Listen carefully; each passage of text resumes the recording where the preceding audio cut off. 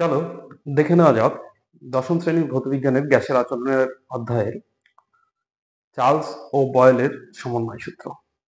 দেখো, চার্লসের সূত্র থেকে আমরা জানতে পারি কি ভি প্রপোর্শনাল টু টি।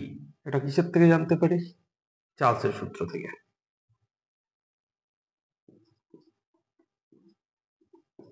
চার্লসের সূত্র।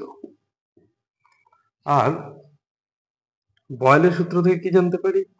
V proportional two 1/p। এটা কার সূত্র? বয়েলের সূত্র। চার্লসের সূত্রে কি কি ধ্রুবক থাকে? গ্যাসের ভর আর হচ্ছে গ্যাসের চাপ। আর বয়েলের সূত্রে গ্যাসের ভর আর গ্যাসের উষ্ণতা।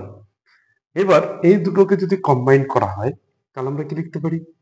V proportional to T by P.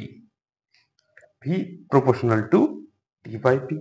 এবার যদি আমরা সমানুপাতিক চিহ্ন তুলে দিই তাহলে V equals to K T by P. এখানে কে হলো সমানুপাতিক ধ্রুবক বলতে পারি। তাহলে এইখান থেকে আমরা কি লিখতে পারি? পিভি ইকুয়াল টু কে টি। এটি চার্লস ও বয়েলের সমন্বয় সূত্র।